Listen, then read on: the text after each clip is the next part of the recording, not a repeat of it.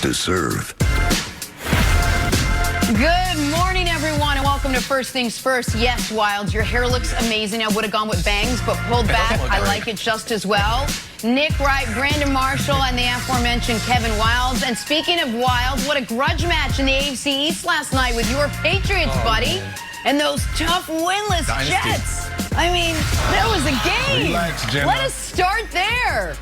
Jets and Pats. New England needed a win to stay alive in the playoff hunt. Jets needed a loss to stay alive in the hunt for Trevor Lawrence. Jets in command through 3 quarters, but Cam and the Pats scored the final 13 points to escape. Yes, I use that word, escape, with a 30-27 win and avoid total disaster. Jets remain a disaster at 0-9. Here's Cam Newton after the win. I'm more relieved not having the feeling of losing, because there's a lot of people in that locker room, that deserves, more than what we have been showing. A lot of our fans have been let down with the lackluster performances of myself, amongst other people, but I only can speak for myself, and I will. But yet, this is a game that we can build off of, and we will build off of it, and that's the good thing. Nick, look, a win is a win in the NFL, and everyone goes towards your record. But maybe you think the Patriots could use this particular win as a way to kind of kickstart the next half of their season, this potential playoff run? Well, their playoff chances are slim. They're not quite to none. And the win last night, I suppose, kept them alive, but it obviously was a less than resounding victory against a truly awful opponent. And if you're a Pats fan, the one thing this year that you've been able to hang your hat on is your secondary, and the secondary let Joe Flacco play like it was the 2011 playoffs. So that's none of that is good for New England. But Brandon, to me, the issue for the Patriots is this. You weren't yet on the show when I laid out my full game-by-game preseason picks. I picked the Patriots to start 4-6 and make the playoffs because I thought they could pile up some wins at the end of the year. And I think they are going to start 4-6 because I think they'll lose next week to Baltimore and then beat Houston. What I didn't factor in there was that the Buffalo Bills were going to start 7-2. And so now the question is, what's the worst case scenario for Buffalo? 9 wins? What's the best case scenario for New England? 9 wins? When the other team's worst case scenario lines up with your best case scenario, Brandon, you're still alive. But I don't think yesterday was going to make people feel overly optimistic given their performance. Yeah, I mean, I would love for this to be the case. And I was torn last night watching the game because I'm cheering for my Jets. Obviously, that's my team. But I also was cheering for Cam Newton. Last week, we talked about how important Cam Newton getting this team back on track is, not only for the Patriots, but for Cam Newton's career. So I was torn on who to actually root for. But the reality is, Nick, this is over for the Patriots. When you look at the AFC, you got Buffalo, Miami, Pittsburgh, Baltimore, Cleveland, Tennessee, Indy, KC, Las Vegas. Like, there's no chance for them to creep into the playoff discussion. I mean, statistically and from a number standpoint, can they still get it done, Kevin? No. But if you want to put blame on anyone, you can look at your quarterback, Kevin, but also you got to look at Robert Kraft and also Bill Belichick, the GM, because they haven't gotten it done this year. No, I will not look at either of those people. And when I do, I will look at them with admiration. There is a small chance we make the playoffs, but I got to start rooting against the Bills, and I got to root against Tua. It's just not the way I want to live my life, Nick. But here's the silver lining. I feel like we're already in the playoffs. Last night, I'm up there cheering at midnight for a field goal to beat the terrible Jets. I'm like, we're in the playoffs. This is fantastic. I've never had this before. Jenna, this is what it's like the last 20 years of my life, because I didn't grow up like this as a Patriots fan. It was just kind of always, and Nick, you're going through this right now with the Chiefs. It's just like a romantic comedy. It's like, there's some bumps along the way. Oh no, well, they might break, but then it all works out in the end. And now it's like an action movie. I got no idea what's going to happen. There's all sorts of dangers jumping out. You know what, Nick? On the last drive, I'm like, we might just fumble the ball and lose the game. It's so exciting. Well, I've never been in this spot with so like losers like you, Nick, and the Chiefs. This long history of losing. I love it. Losers like me. That's funny. Wild, you know who also is experiencing that for the first time in a long time, or for some guys in forever? The Patriots. Brandon, did you notice how they celebrated last night?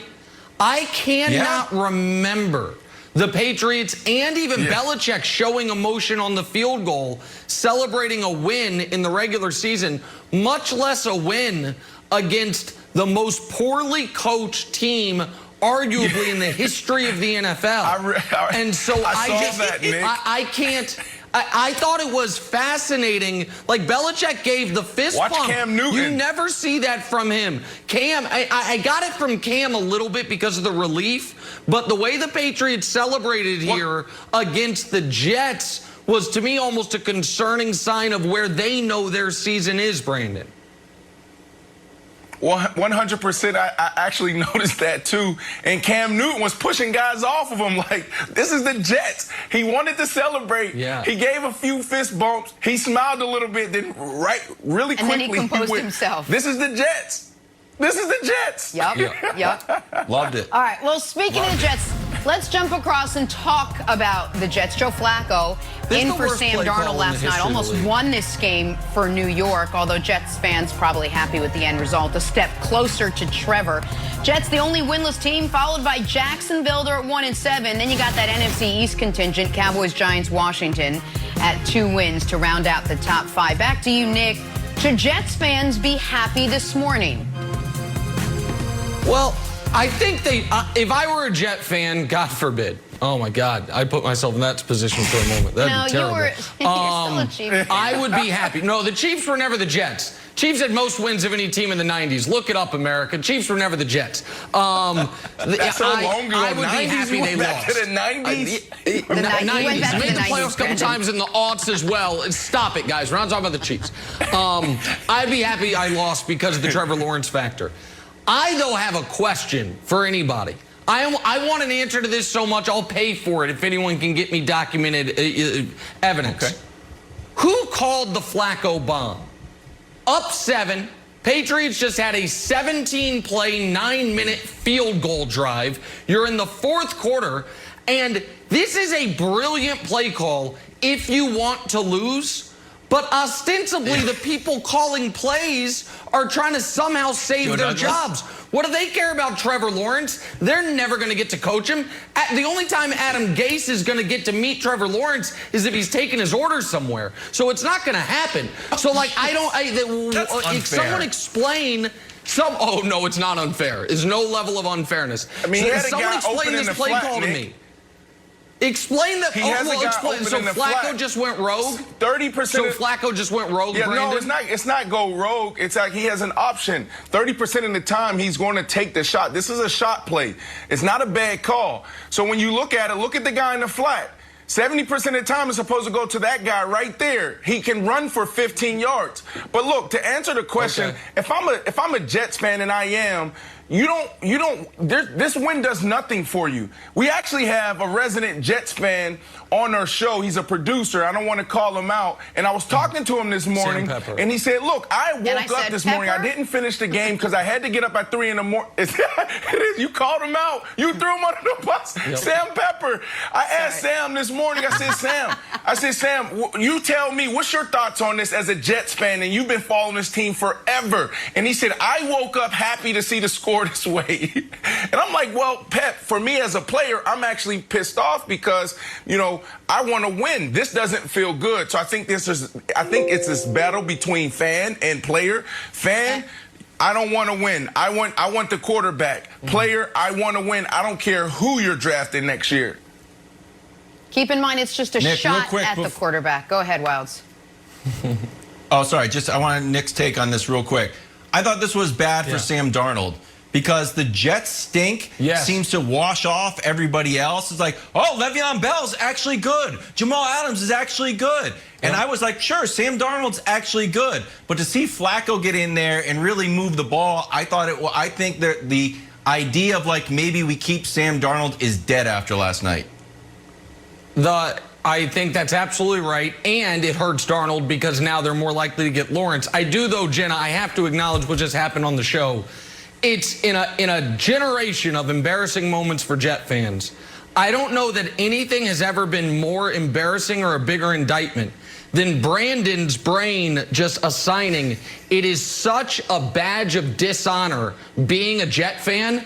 I won't say Pepper's name out of respect for him. Like Pepper showed up naked to the Zoom. Like, we got a producer today who forgot to put pants on. We got a producer, I'm not going to say who he is, It's a tough morning for Jets fans. Well, I didn't know if he wanted me to give his his name.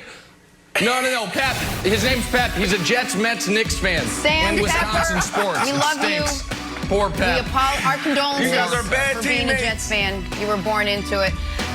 We are learning more about why the Bucs laid an egg Sunday night to the Saints. Fingers are starting to point. We'll have that story in what direction next. First things first. Wild.